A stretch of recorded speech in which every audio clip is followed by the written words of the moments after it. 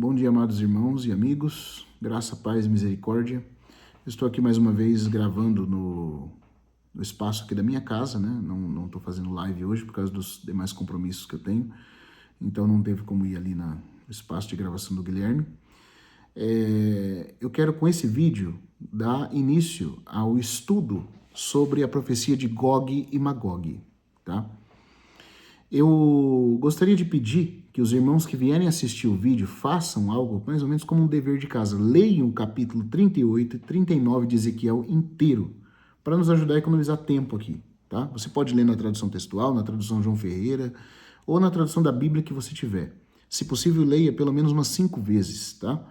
Porque vai ter muitos dados e informações dados aqui que vão ser de grande ajuda para você, se você tiver lido o capítulo pelo menos algumas vezes, tá? Os 2 capítulos, na verdade, né? Eu estou fazendo esse vídeo a pedido de alguns irmãos, né? E também de um encargo que foi surgindo no meu coração, somado, né, ao pedido dos irmãos, por causa das situações presentes que estão acontecendo agora no Oriente Médio, e que tem gerado, né, uma preocupação, tem gerado aí comentários, palpites de pessoas na internet, algumas sem nenhum fundamento, né, alarmando sem necessidade o povo de Deus de que estaria já acontecendo a profecia de Gog e Magog. Isso, na verdade, é um desserviço feito, porque aí depois não acontece nada, porque não é o tempo da profecia se cumprir, e aí incrédulos, pessoas que já têm alguma coisa contra a palavra de Deus, confundem as opiniões desfundamentadas dessas pessoas com a própria revelação da Bíblia. Então, eu queria pedir que a gente pudesse ter mais cuidado, sabe? Ao fazer comentários, ao emitir opiniões, principalmente quando se fala de profecias, gente. Outro dia eu vi na internet aí, tem um camarada que fez um vídeo usando a inteligência artificial, né, porque agora é muito fácil fazer isso, dizendo que essa guerra de Israel e Irã e o envolvimento dos Estados Unidos era o cumprimento da profecia de Daniel, capítulo 11, da guerra do rei do norte contra o rei do sul. Eu falei, não, gente, por favor, não faça isso. Que falta de cuidado, meu Deus, que falta de fundamento ao abordar as profecias. As pessoas estão preocupadas em dar palpite como se a Bíblia fosse o jornal que ele lê e pode emitir a opinião dele sem cuidado algum. Sabe, isso é terrível. Isso é um desserviço feito. Nós não podemos tratar a palavra de Deus desse jeito, gente. Não podemos. Como eu falei, depois a coisa não acontece, e aí o incrédulo, o cético, vai atacar o quê? Vai atacar a Bíblia confundindo, né? Para poder enfraquecer ainda mais na consciência dos fracos, das pessoas, né, que têm... das pessoas não esclarecidas, né? Eu quero falar fracos aqui, o que eu estou dizendo é fracos de clareza, né? Das pessoas não esclarecidas, os fundamentos sólidos da palavra de Deus. Então, você fazer isso, você ficar promovendo um tipo de conteúdo superficial assim, é um desserviço. A gente não pode fazer isso. A Bíblia é infalivelmente a palavra de Deus e é nela que nós nos apoiamos. Nós não podemos nos guiar por opiniões sem fundamento, pessoal. E como eu falei no vídeo sobre Israel e o Irã, nós não podemos também nos guiar por meras conjecturas políticas, utilizando a Bíblia para fortalecer elas. Pelo contrário, são as coisas políticas ou de qualquer natureza de acontecimento que tem que ser filtrado por essa palavra, porque essa palavra é a rocha, certo? É a verdade infalível, revelada por Deus para nos guiar dentro do seu propósito, para não nos deixar enganados, para nos dar segurança como um farol que brilha na escuridão. Então, vamos ter cuidado ao interpretar a profecia. Eu vou continuar gravando a série do Tempo do Fim, tá? Os selos eu não deixei, eu vou continuar, eu vou voltar. Só que, todavia, o vídeo da guerra de Israel e o Irã, tendo ali muitas visualizações, né, numa perspectiva profética, ele vai aparecer na playlist do Tempo do Fim, por quê? Porque ele está ligado a assuntos que nos ajudam a entender o tempo do fim, nos ajudam a entender o tempo em que estamos vivendo e como isso se apressa para esse período chamado tempo do fim, que são os últimos 7 anos dessa era, tá? Então ele vai aparecer ali como um vídeo suplementar. E essa série aqui que eu vou começar hoje, eu não vou concluir, não vai dar para falar tudo em um vídeo só, tá? Já aviso você com antecedência. Nós vamos continuar, provavelmente outros vídeos na forma de live. Hoje eu estou fazendo na forma de vídeo direto para ser subido depois para o YouTube, mas vai haver vídeos na forma de live também. Ele também vai aparecer na playlist Tempo do Fim, abaixo dos vídeos sobre os selos. Eu vou continuar os vídeos dos selos, e esses vídeos sobre Israel e Irã, sobre Gog e Magog, vão aparecer abaixo depois, tá bom? Queria dizer para você que obras, né, livros, qualquer coisa que eu citar aqui, eu vou procurar deixar a referência para você poder adquirir, para você poder ler, para você poder fazer pesquisa na descrição do vídeo depois que esse vídeo for subido e editado, tá bom? Vai aparecer para você. Então fique de olho na descrição do vídeo aqui no YouTube que vai aparecer para você. A obra principal que eu estou citando como referência para estudo desse assunto de Gog e Magog é, mais uma vez, a obra As Histórias e Profecias de Daniel, de Jordan Henry Lang.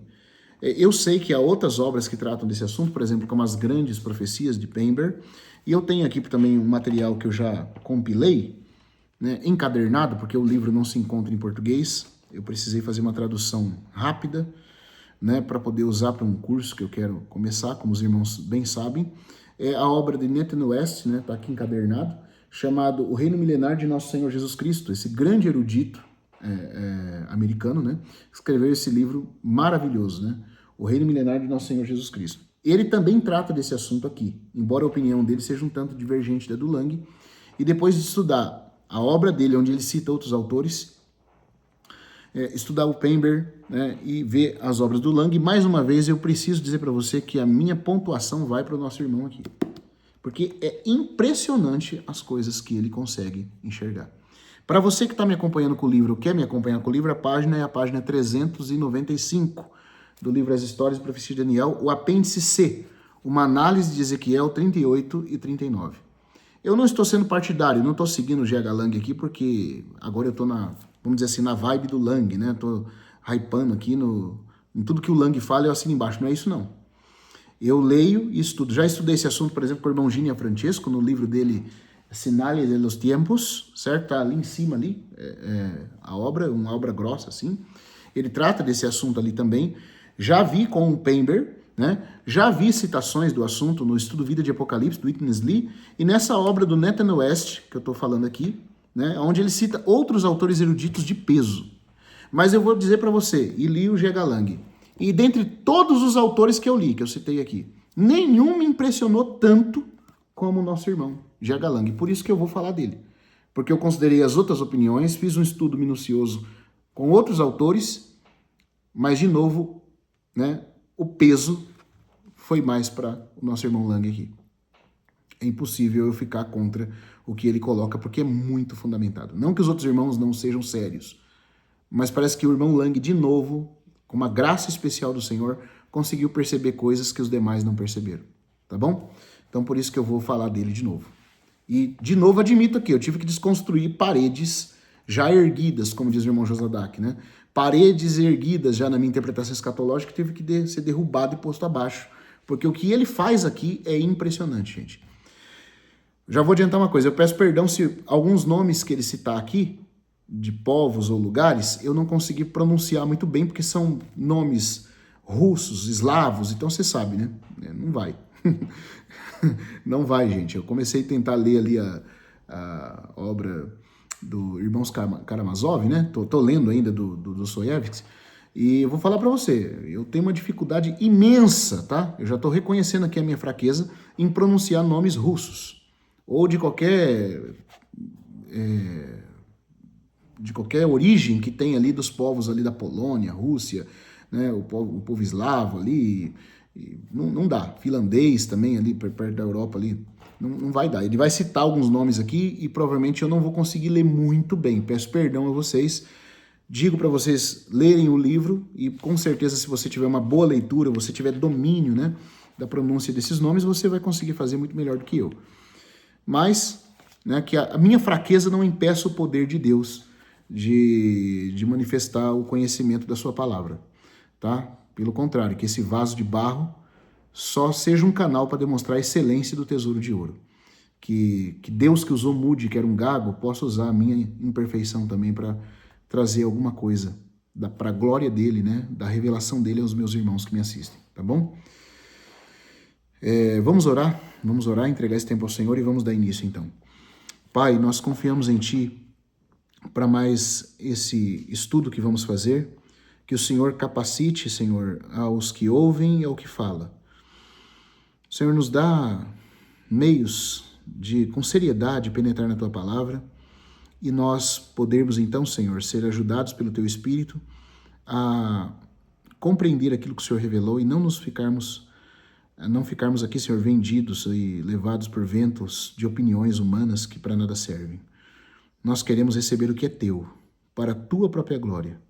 Ajuda-nos, Senhor. Tenha liberdade de acrescentar luz, de trazer revelação. Obrigado pela vida dos vasos, dos servos que o Senhor levantou, né? Desses bicos dourados que vertem azeite, Senhor, na Tua revelação, para que nós possamos beber, Senhor, do Teu próprio Espírito, da Tua própria luz, da Tua própria verdade. Nós nos colocamos aos Seus pés como Maria para receber do que é Teu. E nós pedimos que o Senhor frustre os planos do inimigo e glorifique ao Senhor mesmo, no precioso nome do Senhor Jesus. Amém e amém. Então, páginas 395 da obra As Histórias e Profecias de Daniel, apêndice C. Uma análise de Ezequiel 38 e 39, título: Gog, príncipe-chefe de Meseque e Tubal. A primeira coisa que o irmão Lang vai fazer aqui, e que nós também devemos fazer, é identificar quem são os povos aqui citados. Se você consultar o estudo Vida de Apocalipse, de Witness Lee, consultar as grandes profecias de G.H. Pember, né, consultar essa obra do irmão Gini Francesco, né, Sinales de los Tiempos, todos eles vão concordar, né, como outros estudiosos da profecia e dentro da escatologia, né, clássica da Assembleia de Deus e outros, vão dizer também que aqui, Gog e Magog, Gog, né, príncipe da terra de Magog, Meseque, Tubal, é na verdade um governante do extremo norte nas regiões da Rússia. Então eles vão unir Meseque a Moscou, né, vão unir Magog ao território russo, dos citas ali, que deu origem, o que eles dizem aos russos, Tubal, a cidade de Tobolsk, né, e Rosh. Eles vão dizer que alguns deles, não todos, tá? Mas alguns chegam a dizer que o Rosh aqui, que aparece em algumas versões, como na textual, na verdade, a origem do nome Rússia. Mas será que é isso mesmo? Vamos ver o que o nosso irmão Lang, nesse livro, escrito em 1940, certo? Ou seja, durante o tempo da Segunda Guerra Mundial, vamos ver o que o nosso irmão Lang tem a contribuir nessa questão. Primeiro ponto. Então, esse primeiro vídeo vai tratar sobre a identificação dos povos citados na profecia. As principais raças aqui mencionadas. Por muitos, foi fortemente afirmado que os povos mencionados neste capítulo são a Rússia, né, que aqui aparece como Rosh, e terra de Magog, e a Alemanha, que é Germany, que seria aqui chamado de Gomer, a casa de Gomer. E que a profecia, segundo eles também, trata de uma confederação dessas nações, da Rússia e da Alemanha, né, invadindo a Palestina. Agora veja, esse livro está sendo escrito na época da Segunda Guerra Mundial. Os países que estavam em destaque, né, da aliança do mal ali, era de fato a Alemanha junto com o Japão e a Itália, e mais tarde, né, a Rússia, que foi invadida pela Alemanha e foi a ruína do regime de Hitler ali durante a Segunda Guerra, e que depois, né, se tornou tão poderosa sobre o controle de Stalin que muitos que estudavam profecias ou acompanhavam os acontecimentos geopolíticos da época pensaram, já discernimos o que vai acontecer. A Rússia foi vencida, a Alemanha foi vencida, a Rússia se destaca, e agora, com certeza, a Rússia, né, tendo a Alemanha subordinada a si, vai invadir Israel. Foi o que muitos pensaram durante a época da Segunda Guerra. Qual que é a falha aqui, de novo, irmãos? E por isso que o irmão Lang foi tão preciso, ele foi de fato estudar, para saber se realmente, como na opinião de muitos, a profecia de Gog e Magog falava de fato da Rússia e da Alemanha ou não. E ele descobriu, não fala. Não fala. E qual que é o erro dessas pessoas que na época dessa guerra estudavam profecia? O erro que muitos também cometem hoje. Pega os acontecimentos geopolíticos e aí querem forçar a Bíblia a caber nesse acontecimento. Certo? Porque eles têm tendência de olhar o acontecimento e não filtrar o acontecimento pela Bíblia, mas fazer com que talvez a Bíblia tenha que se encaixar nesses acontecimentos. Esse é o erro. Esse é o erro. Então, quando olharam a Alemanha fazendo tudo que estava fazendo com Israel, com os judeus, né? E a Rússia, depois se mostrando uma potência, né? Se erguendo como uma potência depois da Segunda Guerra, falaram, não, agora que a gente já sabe o que vai acontecer.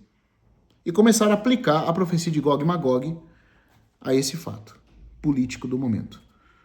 Falharam. E agora o irmão Lang vai mostrar para nós, será que de fato Magog, aqui, né, tem a ver, a profecia de Gog e Magog tem a ver com a Rússia? Será que Rosh aqui é a Rússia? Será que Mesec é Moscou? Será que Tubal é Tobolsk? Será que Gomer é Germany? São os alemães? Vamos ver. Ele diz o seguinte, essa visão parece basear-se apenas na semelhança de som entre o nome Rosh, né, que é citado aqui em Ezequiel 38, que Gog é príncipe de Rosh, Mesec, Tubal. Eles dizem que esse Rosh é a origem do nome Rússia, que Mesec é Moscou e que Tubal é Tobolsk e Gomer é Germany, que é Alemanha. Ele fala, olha, tudo que tem para fortalecer essa interpretação é a semelhança de pronúncia dos nomes. Não tem mais nada. Fatos históricos não corroboram essa interpretação, porque o que ele vai provar aqui, vocês vão ver comigo, é que não existe nada histórico que demonstre que a palavra Rússia venha da palavra Rosh hebraica. Não existe nada histórico que comprove que Mesec deu origem à cidade de Moscou. Não existe nada histórico que comprove, com relação histórica, que o povo chamado povo de Tubal gerou a cidade de Tobolsk. E que a casa de Gomer seja Germany, seja a Alemanha. Não existe nada que Gomer seja os povos germânicos, ou Germany, que gerou a Alemanha. Não existe nada histórico que comprove isso. É mera conjectura baseada na semelhança de pronunciamento de nomes. Nada mais. Agora ele diz o seguinte, na completa ausência de apoio histórico, essa é uma base muito frágil para se expor um assunto na escritura. Ó, a mera semelhança de som é um guia muito incerto. Porque, por exemplo, associar Mesec com Moscou é algo muito impreciso. Moscou não foi fundada até o ano de 1147, depois de Cristo. Ou seja, 17 séculos depois que a profecia foi feita. Agora, vamos lá. Vamos pegar aqui, ó. Ezequiel menciona Mesec como um povo existente. Ele não diz que é um povo que vai existir no tempo do fim. Ele diz que é um povo que existe contra quem ele está profetizando, e ele diz que esse povo que existe no tempo da sua profecia, nos últimos dias vai invadir, certo? As terras de Israel. Se Mesec fosse Moscou, então a cidade de Moscou, para estar associada a Mesec, ela precisaria ter sido fundada ou existir desde o tempo que a profecia foi feita. Porque Ezequiel profetiza contra Mesec como uma terra que os israelitas daquele tempo sabiam que já existia. Você pega qualquer mapa das terras bíblicas, Atlas, você vai ver que naquele período que a profecia de Ezequiel foi feita, existia um povo chamado povo de Mesec.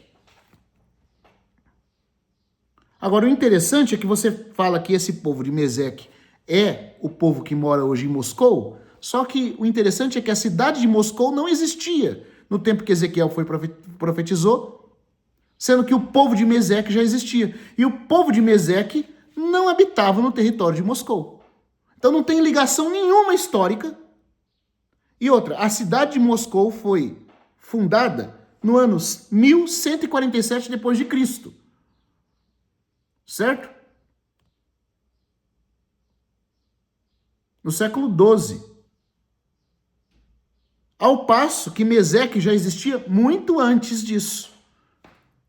Aí você pega o nome da cidade, Moscou, e associa com Meseque, sendo que Meseque já existia, independente de existir a cidade de Moscou. Ah, gente, isso é muito frágil. Isso é um erro. Um erro que até eu cometi quando eu estava estudando a palavra no passado, acreditando em algumas colocações feitas por outros irmãos que são sérios, mas que não prestaram atenção a esse fato. E é o que o Lang está falando.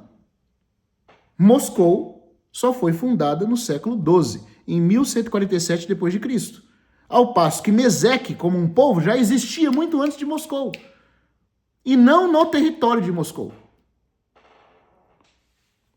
Então já cai por terra a ideia de que Meseque é Moscou.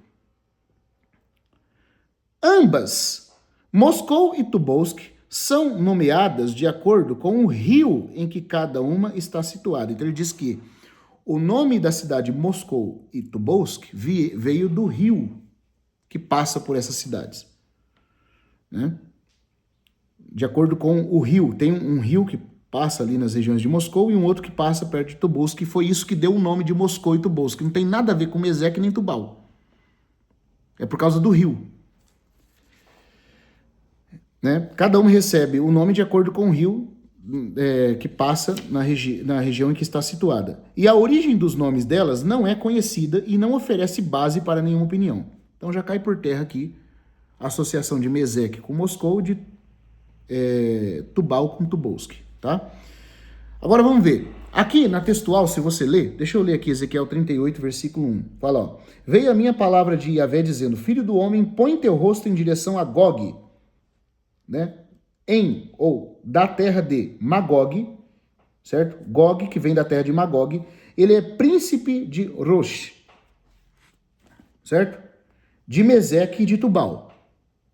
Agora, alguns eruditos dizem também que a palavra Rosh aqui é a palavra que dá origem ao nome Rússia. Rosh, Rússia, certo? Eles dizem que é isso, que Rosh dá origem à palavra Rússia. Só que é interessante que a palavra, aqui traduzido Ros, né, que é Rosh, na verdade, com SH em hebraico, se fosse transliterar para dar o som certo da leitura, Rosh, essa palavra, no hebraico, ela não designa uma terra, certo? Propriamente. Ela está designando uma posição. Por quê? Rosh, em hebraico, é cabeça.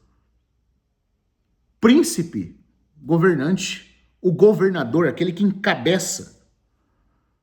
Né? Por exemplo, se eu não me engano, eu vi um irmão dizendo que, um estudioso do hebraico, colocando que quando Deus fala lá em Gênesis, né? Bereshit bara Elohim. Reshit. O Reshit é de Rosh. Bereshit bara Elohim.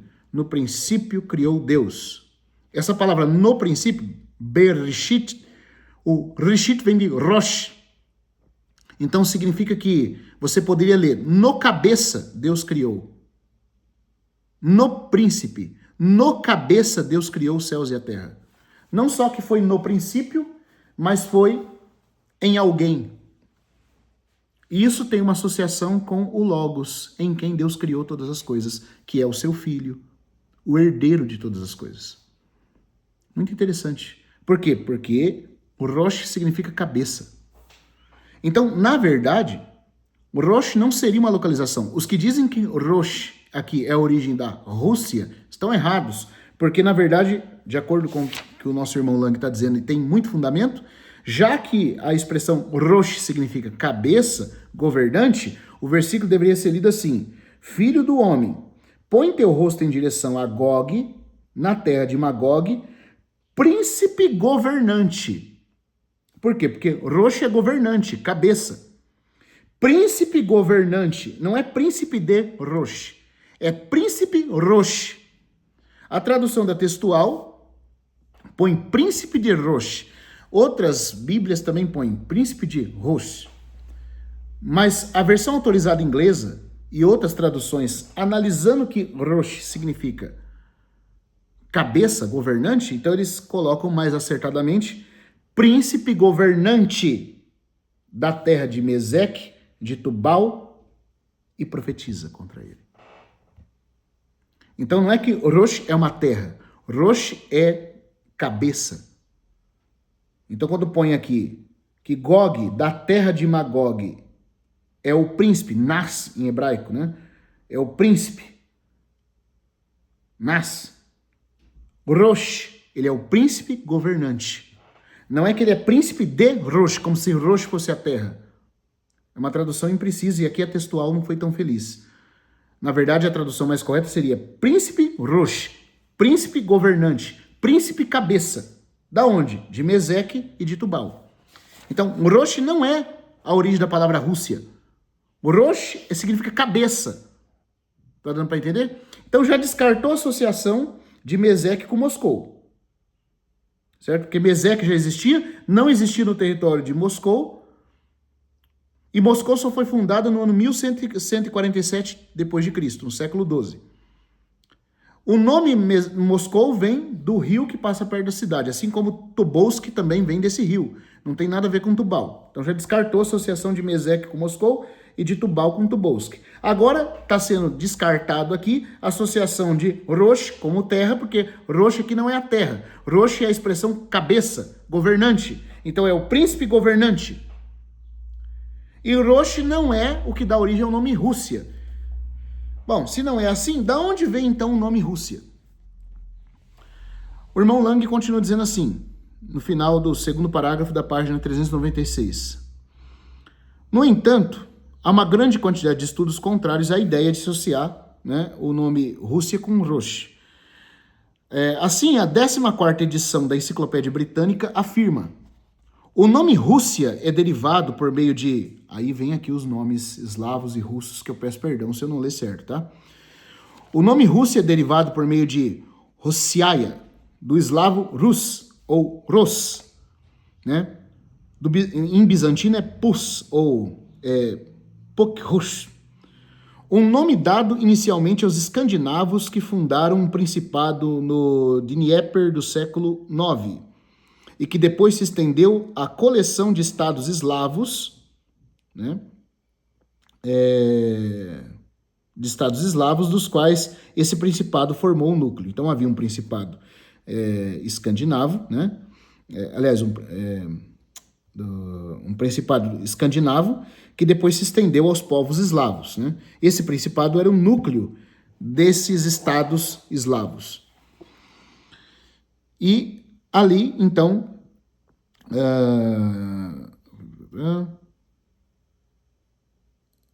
foi o nome dado por esses povos eslavos, né, a essa região.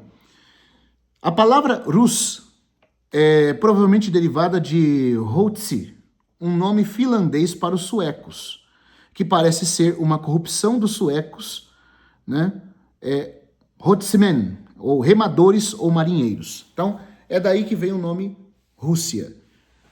Ele é uma corruptela, né, uma corruptela, aquela mudança que se faz do nome original dos Hotsemin, que são os remadores, os marinheiros. Me perdoa se eu li primeiro de um jeito e depois de outro, tá? Como eu tô falando, eu não tenho uma pronúncia boa para ler nome eslavo e nome russo, gente, por favor.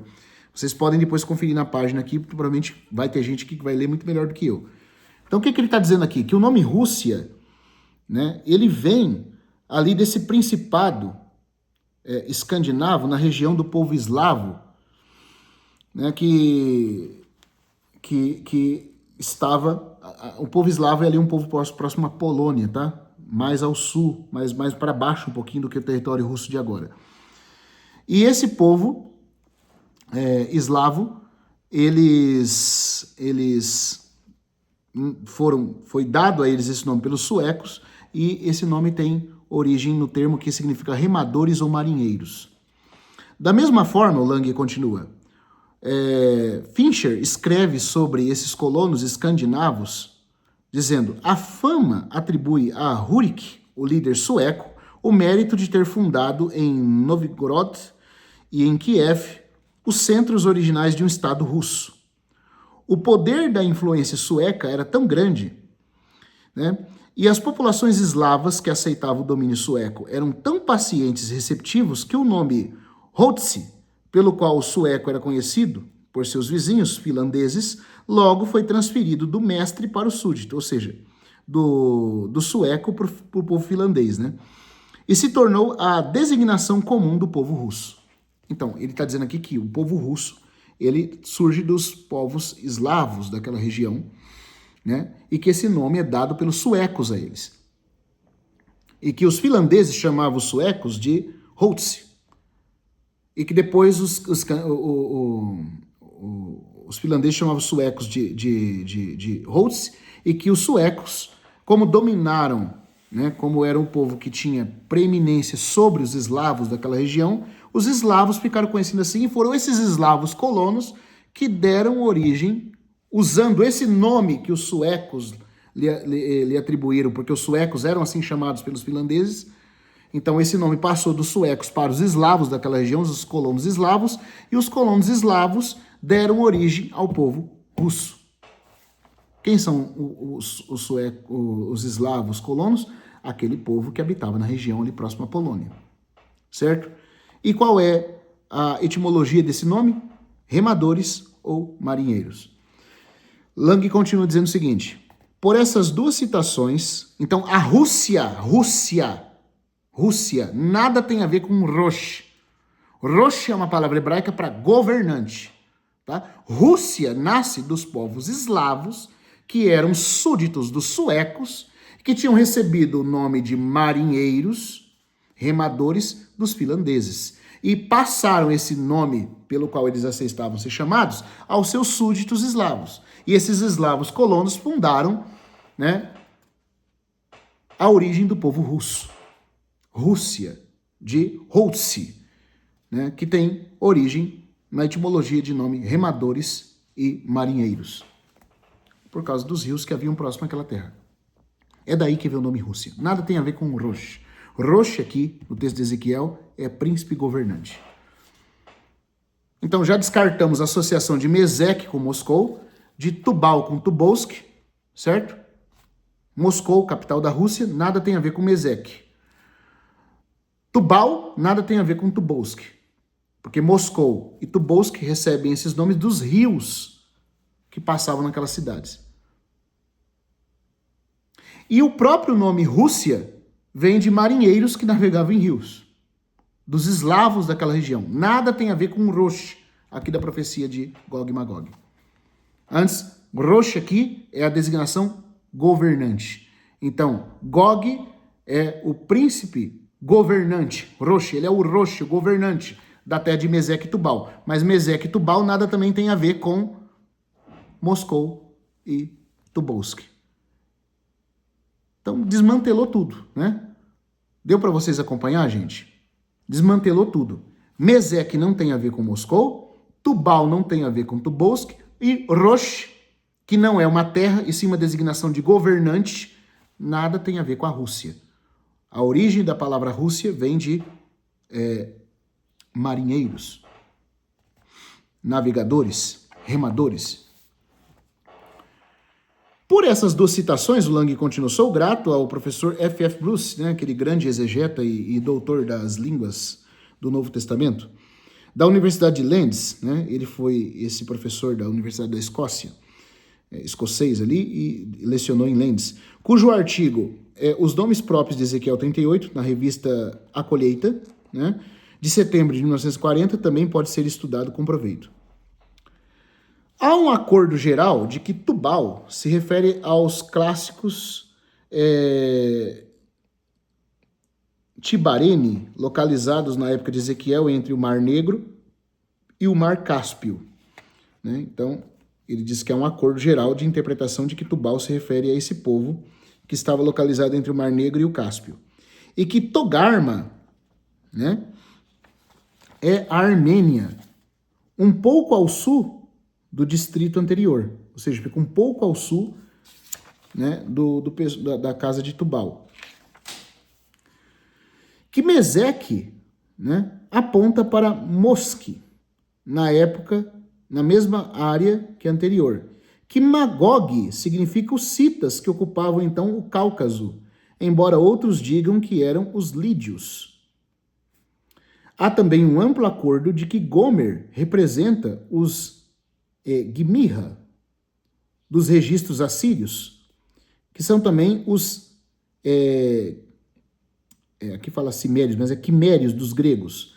E muitos pensam que estes se tornaram os ancestrais não das tribos germânicas, certo? Mas de seus inimigos de longa data, que são os celtas e os gauleses. Não parece haver motivo para conectá-lo com os alemães. Então o que ele está dizendo aqui é que aí depois vem alguns para assim, não, aí a casa de Gomer é os povos germânicos. Gomer e Germânia, ou Germany, Alemanha. Mas o Lang está dizendo aqui que, na verdade, a casa de Gomer, citado aqui, não são os alemães. Na verdade, essa casa de Gomer deu origem aos celtas e gauleses, que eram inimigos dos germânicos. Heródoto viajou pelo Oriente e escreveu sua história não mais de 1 século e meio após Ezequiel. Heródoto é o pai da história, né? O historiador grego, pai da história. Ele está dito aqui, ele viajou pelo Oriente e escreveu sua história não mais de 1 século e meio após Ezequiel ter feito a profecia. Ou seja, 150 anos depois de Ezequiel. É interessante, pois basta lê-lo para ver como era escassa e incerta a informação que o investigador mais cuidadoso... Por que ele cita Heródoto? Porque Heródoto fez viagens e, vamos dizer assim, relatou, deixou registrado como dados históricos o que ele descobriu dos povos, das nações, das culturas pelo qual ele viajou. Ele foi o primeiro a fazer uma grande documentação histórica dos povos antigos, né, na época do, vamos dizer assim, mundo antigo. E é interessante que, embora Heródoto tenha narrado, vamos dizer assim, historificado várias coisas, se você o lê, né, você vai perceber que era muito escasso e incerta a informação que o investigador mais cuidadoso de sua época podia obter sobre as regiões selvagens ao norte do Mar Negro e do Mar Cáspio, que hoje são chamados de Rússia. E para ter certeza de que em sua época não poderia haver motivo para associar os povos em questão com esses países do norte mais remotos. No tempo de Ezequiel, as tribos mencionadas estavam na Armênia e na Ásia Menor, e não há evidências de que se tornaram os antecessores dos russos ou alemães. Então, o que o Lang está querendo dizer com isso aqui? Se você lê Heródoto, que viveu 150 anos depois de Ezequiel fazer a profecia, e você vai perceber pelas informações dadas por Heródoto que não se tinha ideia clara de quem eram os povos que habitavam na região do Mar Cáspio e Mar Negro, que foi exatamente o território que depois se tornou a Rússia, né? Parte ali do território russo. E outro detalhe, então não se tem como falar, né, que esses povos aqui, Mesec, Tubal, Gomer, eram as regiões da Alemanha e da Rússia atual, porque na época que Heródoto viveu mais ou menos 150 anos depois de Ezequiel, mais ou menos na mesma época, não se sabia nem quem eram os povos que estavam ali. Se Heródoto não conseguiu documentar, isso indica a dificuldade de saber que povos estavam naquela região. Hoje todo mundo quer falar que quem habitava naquela região eram, né, os povos que deram origem aos russos. Mas não se tem dado histórico sobre isso. Nem Heródoto sabia que povos moravam naquela região. E um outro detalhe, agora do aspecto, por outro lado, olhando, é que quando Ezequiel fez essa profecia, 150 anos antes de Heródoto, quem morava na região conhecida por Tubal, por Mesec, né, por Gomer, não eram nenhum desses povos da região do Mar Cáspio e do Mar Negro. Esses povos, Mesec, Tubal e Gomer, habitavam na Armênia e na Ásia Menor. Quando Ezequiel falou desses povos, a ideia que Ezequiel tinha é de povos que estavam na região da Armênia e da Ásia Menor, e não na região do Mar Negro. Então isso é muito importante a gente perceber. Ele continuou falando assim, ó. No tempo de Ezequiel, as tribos mencionadas, né, essas tribos de Meseque, Tubal, né, Gomer, Togarma, elas estavam na Armênia e na Ásia Menor, e não há evidências de que se tornaram os antecessores dos russos e alemães. Porque a gente já viu que a origem dos russos são os eslavos, os colonos eslavos daquela região, os remadores. Então nada tem a ver aqui com Meseque, com Tubal, né, e com Gomer, que eram povos da Armênia e também da Ásia Menor, que ficam mais para baixo, né, do que a região da Polônia ali, dos eslavos que deram origem, os eslavos antigos deram origem à Rússia. As partes mais distantes do norte, realmente conhecidas pelos habitantes do Oriente Médio, eram localizadas na Armênia e no Cáucaso. Hoje, né, quando o livro foi escrito em 1940, a Alemanha e a Rússia estão agindo juntas, né? Havia um acordo na época que esse livro foi escrito, né, entre Hitler e Stalin. Hitler havia proposto não invadir a Rússia se Stalin deixasse Hitler fazer a guerra tranquilo, né? A gente sabe que isso não foi para frente. Depois o Hitler traiu o Stalin, mandou seus exércitos invadirem a Rússia, e essa foi a sua perdição, né? Porque o inverno russo matou mais soldados do que tudo que Hitler podia conceber. E aí a Alemanha foi por água abaixo, né, na batalha, na guerra. Mas então, o Lang fala, no tempo que ele escreveu esse livro, onde esse acordo ainda estava sendo sustentado, que a Alemanha e a Rússia estavam agindo juntas, que isso podia continuar ou não, e de fato não continuou, né? O Hitler foi dar uma despertão, invadiu a Rússia e acabou perdendo toda a sua contingência de exército. Elas podem até invadir juntas o Oriente Médio, também não aconteceu. Ele está falando, podia ser uma possibilidade, se o acordo permanecesse, mas como a gente sabe, o Hitler traiu a Rússia, né? A Alemanha traiu a Rússia e acabou, né, sucumbindo. Mas a questão é, isso acontecer, será que a invasão... A questão é, se isso acontecer, será isso a invasão que Ezequiel faz referência? É imprudente formular teorias proféticas com base claramente inseguras, pois assim a mente é treinada a esperar o que nunca venha a acontecer. E a direção real que os eventos podem tomar pode permanecer imperceptível. E foi realmente isso que aconteceu. Os que acharam que a Alemanha, fazendo um acordo com a Rússia, seria o cumprimento de Gog e Magog, porque achavam que Gomer era a Alemanha e que Magog, Meseque e Tubal era o território russo, e que isso indicava que o que Hitler estava fazendo com os judeus, né, e agora com o apoio dos russos, era o cumprimento de que a Rússia e a Alemanha invadiriam Israel para cumprir Gog e Magog, os que esperavam e falaram isso foram decepcionados. Porque depois, de fato, a Alemanha nem ficou aliada da Rússia, pelo contrário, traiu a Rússia. Stalin ordenou que o exército russo fosse se retirando, conforme as milícias alemãs iam invadindo o território, e eles iam se retirando e também queimando as cidades de suprimento, e aí veio o inverno russo e acabou, né, com toda a força alemã que invadiu o território russo, e foi uma grande força. E aí Hitler caiu, certo? Então não aconteceu. A Alemanha não ficou associada à Rússia e não invadiu Israel e não cumpriu o que está aqui de Gog e Magog. Mesmo porque também, qual foi o detalhe aqui? Meseque, Tubal Meseque, Tubal e Gomer nada tinham a ver com a Rússia e com a Alemanha. Nada tinha a ver. Por quê? Porque, primeiro, a Rússia nada tem a ver com Rosh. Rosh aqui significa cabeça governante, certo?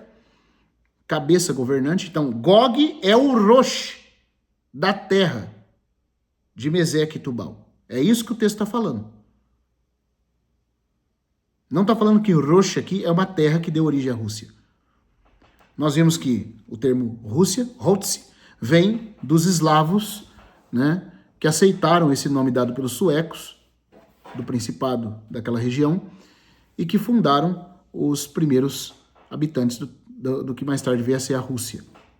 E o nome significa remadores, nada tem a ver com Rosh aqui do hebraico. Meseque, né, era um povo que habitava na região da Armênia. Tubal também era ali da região da Ásia Menor, nada tendo a ver com Tobolsk na Rússia e nem com Moscou na Rússia. Certo? Então, resumindo, pessoal, quem são os povos aqui citados?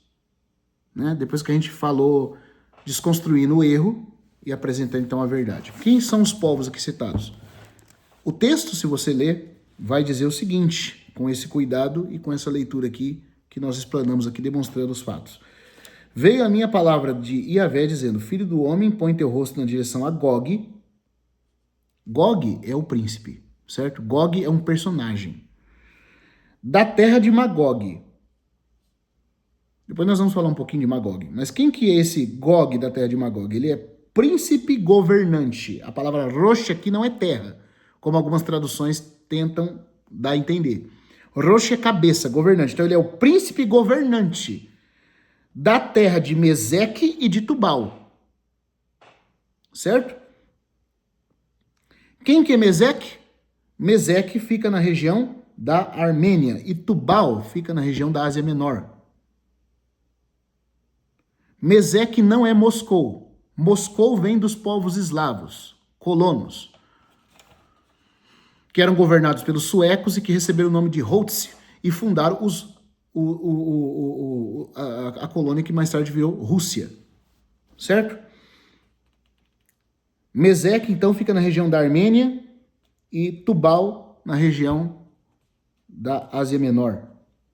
E profetiza contra ele e diz, assim diz Adonai, ó Gog, príncipe Rosh, príncipe governante de Meseque e Tubal, eu estou contra ti. Então, isso aqui é o que está sendo profetizado. Está sendo profetizado, sim, uma invasão contra Israel, feita pelo Gog. Nós vamos ver aqui que o Gog é o anticristo, gente. Tá entendendo? Ele vem, sim, da região do norte, mas o norte aqui, o mais conhecido norte na época que Ezequiel fez a profecia, era a Armênia e a Ásia Menor. Nada tinha a ver com a região do Mar Cáspio e do Mar Negro. Tá dando para entender? Então, quem são os povos principais citados aqui? Os povos principais citados são Meseque e Tubal. Meseque na Armênia, Tubal na Ásia Menor. E o Gog é o governante-chefe, o Rosh, o governante-chefe dessas regiões. Ou seja, a Ásia Menor, né, é ali o território da Turquia, Capadócia, que vai ser o território governado pelo anticristo, que vai ter os limites ali do seu território entre Turquia e a antiga região da Síria, por isso ele é chamado Rei do Norte, o Assírio. Nós vamos ver isso também, mais para frente. E ele também, né, tem o seu domínio indo até a região da Armênia, que é Meseque. Na verdade, nós vamos ver que ele começa em Meseque e estende o seu território até Tubal, que é a Ásia Menor. Certo? E ele é o Gog, o anticristo. Meseque não é Moscou, Tubal não é Tobolsk, Rosh não é Rússia. É isso que nós estamos entendendo aqui. E Gomer? Gomer não é os povos germânicos, Germany. Gomer não deu origem aos ancestrais dos alemães, mas como o Lang está dizendo aqui, muito provavelmente ele deu origem aos gauleses e celtas, os antigos inimigos dos germânicos. Certo, pessoal? Eu acho que isso aqui nos ajuda a entender pelo menos de quem Ezequiel está falando. De quem Ezequiel está falando. Eu acho que a informação ficou precisa. Você pode adquirir o livro e ler, né? E os dados que eles estão dando aqui são dados bem fundamentados, portanto não tenho o que dizer. Ah, não, mas Meseque é Moscou. Gente, Moscou só foi fundada em 1147 depois de Cristo, que ele está falando. O povo de Meseque já era conhecido na época que Ezequiel profetizou e não morava na região que mais tarde se tornou a cidade de Moscou. Certo? Meseque ficava na região da Armênia. Meseque ficava na região da Armênia, não na região de Moscou. E nem existia na época de Ezequiel a cidade de Moscou. Se Ezequiel estivesse falando, certo? Que Meseque é o povo de Moscou, então o povo de Meseque precisava estar, no mínimo, morando na região da cidade de Moscou e depois esse povo ter fundado a cidade de Moscou. Não foi o que aconteceu historicamente. Meseque ficava na região da Armênia, não de Moscou, e Moscou só foi fundada em 1147, depois de Cristo. Ou seja, 17 séculos depois de Ezequiel fazer essa profecia. Então não tem nada a ver uma coisa com a outra. Aonde fica Meseque? Na Armênia. Né? E Tubal?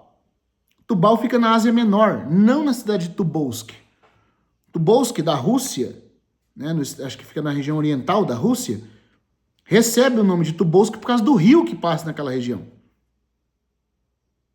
Agora, Tubal, desde Gênesis 10, da tabela das nações, ele fica na região da Ásia Menor. Então, Meseque é a Armênia, não Moscou, e Tubal é a Ásia Menor e não Tobolsk, certo? E Gomer. Gomer não são os alemães, tá? Então, ele prova por várias evidências. E Rosh não tem a ver com Rússia, tá? Rosh é a palavra hebraica para cabeça, governante. Então, Gog é o príncipe governante, é o Rosh da terra de Meseque e Tubal. Certo? Ele começa em Meseque. Que interessante também, um dado que eu queria dar para você aqui, é que Meseque sendo a Armênia é um dos países mais pobres hoje daquela região, onde eles ficam localizados. E não é interessante que o anticristo, ele surja como um chifrinho pequeno, ou seja, um governante aparentemente desprezível, fraco e incapaz? Ele só começa pequeno, mas aí ele vai crescendo, crescendo, crescendo e se torna alguém de grande poder e influência. Aqui há uma pista muito interessante. Eu não estou sendo dogmático, mas olhando para o texto bíblico, a gente deveria pôr atenção nisso aqui. Se Gog, na terra de Magog, ele é o príncipe da terra de Meseque e de Tubal, isso indica que ele vem da região de Meseque, que é a região da Armênia, e estende o seu domínio crescente, como um chifre pequeno que cresce, até Tubal, se tornando também o governante de toda a região da Ásia Menor. Ou seja, ele vem da Armênia e chega até a região norte de Israel, na Ásia Menor, conquistando territórios como a Turquia e o antigo território da Assíria. E invade Israel pelo norte, por isso ele é chamado de Rei do Norte. Agora, se está dizendo que ele vem da terra de Meseque e estende o seu domínio até Tubal, ele governa toda essa região, isso indica que o começo do governo dele vai ser na região da Armênia e também na região da Ásia Menor. É ali que você tem que procurar o anticristo. Não é nos Estados Unidos, não é na Rússia de Putin, certo? Não é no Elon Musk, pessoal. Aqui está mais um dado impressionante, que associado a Daniel 8, como a gente vai ver, demonstra o lugar onde o anticristo vai surgir e aonde ele vai governar. Que mal foi feito quando tentaram associar Meseque com Moscou, certo? Tubal com Tobolsk. E Rosh, que na verdade é um adjetivo, uma designação, né? Aqui, vamos dizer assim, colocando uma qualidade de posição nesse Gog, tentaram falar que era uma terra. E ainda associaram essa terra, suposta terra Rosh, à Rússia. Não tem nada a ver. Rosh é cabeça governante. Então o Gog é o Rosh da terra de Meseque e Tubal. Ele é o cabeça governante, o príncipe governante da terra de Meseque e Tubal. Meseque na Armênia, Tubal na Ásia Menor. Certo? Não tem nada de Rússia e nem de Alemanha aqui nessa história. Estamos aqui nesse vídeo, então, terminando de achar a localização desses povos. Nós vamos continuar num próximo vídeo, tá? Tem muita coisa para falar. Esse aqui foi o primeiro vídeo introdutório. Eu espero que sirva de ajuda, primeiro para a gente começar a estudar esse assunto. Volto a te dizer para você, adquira o livro, tá? Faça a leitura você mesmo. Peço aqui de novo perdão pela minha pronúncia de nomes eslavos ou russos aqui, porque, desculpa pessoal, não dá, né? Eu peço desculpas mesmo, tá? Chega a ser engraçado eu tentar ler. Fica uma coisa assim, muito a desejar.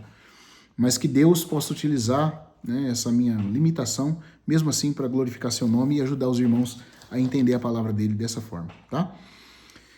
No próximo vídeo nós vamos continuar vendo quem são os povos envolvidos na profecia, mas agora falando sobre a Pérsia e sobre mais um pouquinho ainda sobre Gomer, né? E sobre a casa de Tubal, tá bom? Nós falamos um pouco de Tubal aqui agora, mas nós vamos entrar com mais detalhes na próxima transmissão. Hoje nós vimos aqui quem é, de fato, a terra de Meseque, né? O que é a expressão Rosh, ou Rosh, usado aqui, tá? Que é uma expressão hebraica para designar a posição desse Gog, desse príncipe. Ele é o príncipe cabeça, ele é o príncipe governante principal, e ele vem da terra de Meseque, que fica na Armênia, e de Tubal, que é na região da Ásia Menor. Nós vamos falar com mais detalhe de Tubal na próxima transmissão, e também, né, da Pérsia, que é os povos auxiliares que vão invadir. Mas o que fica provado aqui nesse vídeo, recapitulando com vocês, é que não tem nada a ver com a Rússia, não tem nada a ver com a Alemanha. A Rússia, qual é a origem dela? Os colonos eslavos, que receberam esse nome dos suecos, Holtz, né? Que significa marinheiros e remadores. Eles deram origem ao nome Rússia do seu país. Meseque fica na Armênia e não na região de Moscou. Moscou foi fundada e foi dada a ela esse nome no ano 1147 depois de Cristo, por causa do rio que passa no lugar, e não por causa de um suposto nome associado à palavra hebraica Rosh, né? E Tubal não é Tobolsk. Tobolsk, no oriente da Rússia, também recebe esse nome por causa do rio que passa ali. E não por causa de Tubal. Tubal fica na região da Ásia Menor, tá bom? Então, onde que você vai procurar o anticristo? O Gog. Como a gente vai ver que o Gog é o anticristo. Você vai procurar ele na região da Armênia, estendendo o seu território de domínio até Tubal, na Ásia Menor. Na região da Turquia, Capadócia e antigo Império Assírio, até chegar na Ásia Menor. Tá bom? O norte do Império Assírio, né? Ali bem chegando já na Ásia Menor. É ali que você vai procurar o surgimento do anticristo. É dali que ele vai invadir as forças de Israel, né? Ele vai invadir ali o território de Israel para fazer guerra contra o povo de Deus. É dessa região e não de outra região, tá? Que Deus abençoe cada um. Obrigado aos que assistirem o vídeo. Por favor, deixe seu like, né? Verifique aí a sua inscrição, inscreva-se no canal e não deixe de adquirir a obra e ler, tá? Se você puder em EPUB, em livro físico, eu vou deixar os links aqui abaixo para você poder fazer a aquisição. No próximo vídeo, na parte 2, nós vamos continuar falando dos povos da profecia, para que depois a gente possa falar de quando essa profecia vai se cumprir. Qual é o período que ela se cumpre? Né? Porque tem um detalhe. Existe um Gog e Magog pós-milênio, lá em Apocalipse capítulo 20. Mas o Gog e Magog de Apocalipse 20 não é o Gog e Magog de Ezequiel. Nós vamos ver isso também. Tem muitas pessoas que falam que é. Inclusive o irmão Nathan West, ele é um dos irmãos que falam, né, que Gog e Magog de Ezequiel 38 e 39 é o Gog e Magog de Apocalipse 20, mas nós vamos ver que não é. Os períodos são diferentes, certo?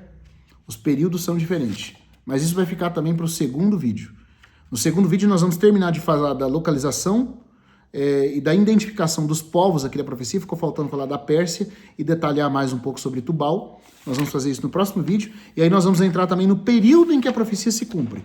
Depois nós vamos falar ainda da identificação de quem é o Gog, né? Quem é esse Gog, por que ele é chamado de Gog. E aí nós vamos detalhar o acontecimento da invasão e da guerra, conforme profetizado no capítulo 38. Então tem pelo menos aí mais uns, eu penso que talvez mais uns 3, 4 vídeos para serem feitos para abordar todo esse assunto, tá bom? Mas você pode ler e você vai ganhar muito lendo aqui se você adquirir a obra do irmão Lang, tá? Que Deus abençoe cada um e até o próximo vídeo, se assim o Senhor nos permitir. Até mais.